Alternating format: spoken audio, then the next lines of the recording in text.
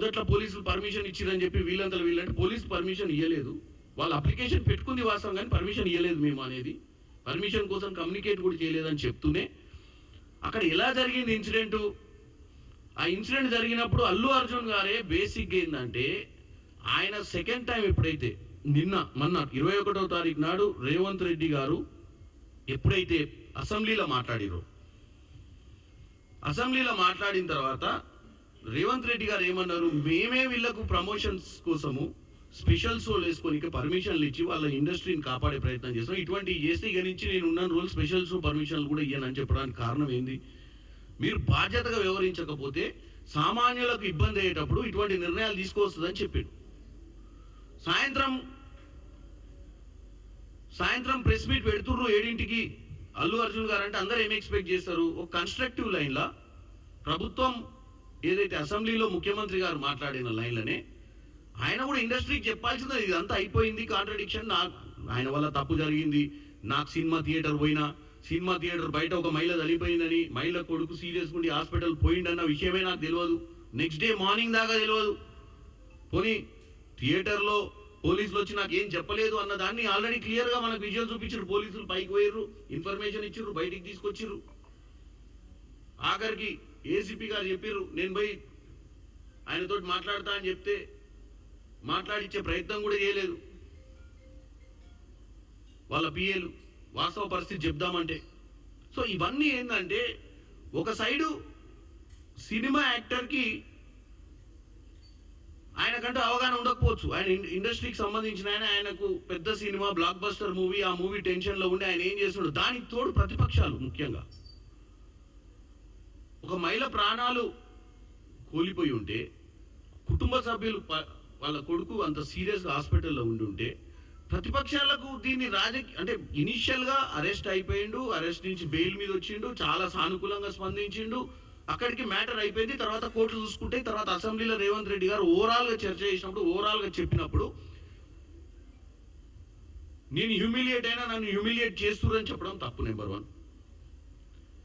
Number 2, ఆయన script రాయకుండా జనరల్గా వచ్చి ఒక 5 minutesలా ఇండస్ట్రీ తరపు నుంచి ఫ్యూచర్లో ఇటువంటి జరగకుండా చూసుకోవాల్సిన అవసరం ఉందని చెప్పుంటే ఇంకా గొప్ప రియల్ స్టార్ అయ్యేటోడు. రీల్ స్టార్ నుంచి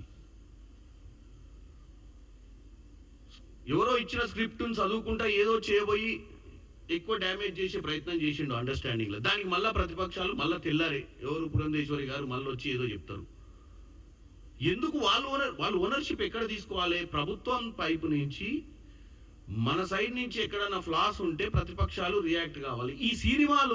ఈ సినిమాకు సంబంధించిన సబ్జెక్టు మీద మాట్లాడితే మరి వాళ్ళు చేసిన ట్వీట్లకు, వాళ్ళు చేసిన ప్రెస్ మీట్లకు ఎక్కువ స్పందన వస్తుందన్న ఆలోచనతో చేసినట్టే కనపడ్డది. వాళ్ళు భారతదేశ వ్యాప్తంగా కూడా మేము కూడా స్పందించినామని రిజిస్టర్ కానీ స్పందించినట్టు ఉంది, కానీ పరిష్కార దిశగా ఎవరు కూడా చెప్పలేదు ఇప్పటిదాకా. నిన్న కాంగ్రెస్ పార్టీ నాయకులు కొంతమంది పోయి, అంటే కాంగ్రెస్ పార్టీకి సంబంధించిన వాళ్ళు కొంతమంది విద్యార్థి నాయకులు పోయి అక్కడ అల్లు అర్జున్ ఇంటి దగ్గర గొడవ చేసిరు, అల్లు అర్జున్ గారి ఇంటి మీద దాడి చేసే ప్రయత్నం చేసిరు అని చెప్తారు. చేసి ఒక ఫోటో పెడతారు, చామల కిరణ్ కుమార్ రెడ్డితో దిగిన ఫోటో, రేవంత్ రెడ్డి గారితో దిగిన ఫోటో, కొడంగల్ వ్యక్తి. నేను ఒకటే చెప్తున్నా అండి, ఇందాక ప్రెస్ మిత్రులు అడిగినట్టు దీంట్లో అందరూ మీ వాళ్ళు కూడా కొంతమంది పోర్షన్లు వేస్తున్నారు. మా వాళ్ళు, అవతల వాళ్ళు, యువతల వాళ్ళు కొంతమంది ఏంటంటే ఓవర్ ఎగ్జైట్మెంట్ తోటి. నేను ఇప్పుడు ఒకటే చెప్తున్నా, దాంట్లో ఉన్న వ్యక్తులు నిన్ననే అరెస్ట్ చేయబడ్డారు, కానీ ఇలా పొద్దున పురంధేశ్వరి ఎవరిని అరెస్ట్ చేయలేదు. పురంధేశ్వరి గారు వచ్చి అసలు అరెస్ట్ కూడా కాలేదన్నారు. ఇగో ఛార్జ్ షీట్. అంటే నేను చెప్పేది మా ప్రభుత్వం సైడ్ నుంచి వితిన్ అవర్స్లా వాళ్ళు ఎవరన్నా ఉండని అండి, వాడు ఎవడన్నా ఓవర్ ఎగ్జైట్మెంట్ ఫెల్లో ఉంటాడు. వాడు ఏ పార్టీలో ఉండు, కాంగ్రెస్ పార్టీలో ఉన్న 4 ఫోటోలు రిలీజ్ చేసి కాంగ్రెస్ పార్టీకి సంబంధం ఉన్న వ్యక్తులు అని చెప్పేసి ఒక ప్రెస్ లో చెప్పేస్తే ఇక కాంగ్రెస్ పార్టీ మీద మనం బురద జల్లినట్టే అనుకుంటే అది వాళ్ళ తప్పు. ఇవాళ ఒక పెద్ద సంస్థల 500 మంది ఉద్యోగాలు చేస్తే ఆ ఉద్యోగం చేసేటోడు ఎవడన్నా పోయి ఎక్కడన్నా రోడ్ యాక్సిడెంట్ చేస్తే ఆ ఉద్యోగం ఆ కంపెనీని నడిపేటోళ్ళు ప్రోత్సహించో లేకపోతే అక్కడెక్కడ యాక్సిడెంట్ ఎవరైనా చచ్చిపోతే కంపెనీకి సంబంధం ఉండదు. అట్నే కాంగ్రెస్ పార్టీలో లక్షల మంది పనిచేస్తుంటారు. మరి అదే వ్యక్తి మరి ఇప్పుడు ఈ ఫోటో చూడండి, అదే వ్యక్తి ఇడుండు, మరి ఇదే వ్యక్తి వాళ్ళు ట్యాగ్ చేసే ఫొటోస్లలో. నేను అనేది ఏంటంటే మనం 24 గంటలు రాజకీయమే చేద్దామంటే రాజకీయమే మాట్లాడుకోవచ్చు. ఇక్కడ ప్రెస్ మీట్లు పెట్టి కాంగ్రెస్ పార్టీ ఇండస్ట్రీకి వ్యతిరేకం కాదు.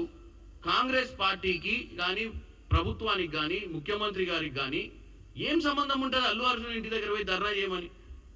ఎవరని చెప్తారా? ఆల్రెడీ సబ్జెక్టు డిస్కషన్ అయిపోయింది, కోర్టులో ఉంది మ్యాటరు. ఎవరో నలుగురు పిల్లలు వాళ్ళు ఏం అజెండాతో పోయిర్రు, వాళ్ళకు కూడా స్పేస్ కావాలని పోయిర్రా? ఎందుకంటే వాళ్ళు పోయి ఎక్కువ డబ్బులు చచ్చిపోయిన వారికి ఎక్కువ కాంపన్సేషన్ ఇప్పియాలన్న ఆలోచనతో పోయినట్టు పేపర్లు చదివిన. వాళ్ళ అజెండా ఏందో తెలియదు, వాళ్ళని తీసుకొచ్చి ప్రొవోక్ చేసి పంపించింది. ఎందుకు పంపిస్తామండి మా ప్రభుత్వంలో?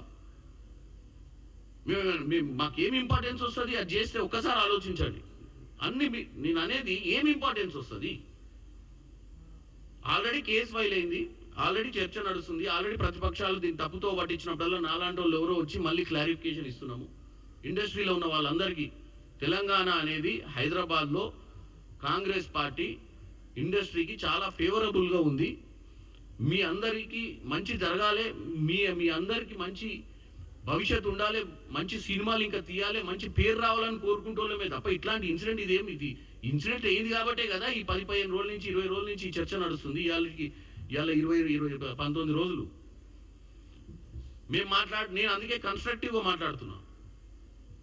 నేను చెప్పేది ఏంటంటే మా ప్రభుత్వం ఎవరి మీద కక్ష సాధింపు చర్య లేదు. మా ప్రభుత్వానికి మంచి పాలన అందియాలని ఉంది. మా ప్రభుత్వంలో ఈ తప్పిదం వల్ల ఒక మహిళ ప్రాణాలు కోల్పోయిన మహిళ గురించి పట్టించుకున్న వాళ్ళు లేరని మేము స్పందించినాం 1-2 సార్లు. అందరం కూడా ఇవాళ మరి వీళ్ళందరూ మాట్లాడుతున్నారు ప్రధానమంత్రి నిధి నుంచి సీఎం రిలీఫ్ ఫండ్ ఎట్లుంటుందో పిఎం రిలీఫ్ ఫండ్ కూడా ఉంటుంది కదా. మరి బండి సంజయ్ గారు, పురంధేశ్వరి గారు వీళ్ళందరూ కలిసి పిఎం రిలీఫ్ నుంచి ఈ రోజన్నా స్పందించిరా 1 కోటి రూపాయలు ఆ మహిళకి ఇప్పిస్తామని? మా ప్రధానమంత్రి నిధుల నుంచి రిలీఫ్ ఫండ్ నుంచి ఈ యాక్సిడెంట్లో వీళ్ళందరూ సినిమా యాక్టర్కి వెనుక ఇది సినిమా యాక్టర్ తప్పే లేదు, సినిమా యాక్టర్ తప్పు లేనప్పుడు మరి ఆమె ఎలా చచ్చిపోయింది? ఎవ్వరు తప్పు లేకుండా ఎలా పోయింది? ఎవ్వరు తప్పు లేకుండా ఈ తొక్కిసలాట ఎందుకు అయింది?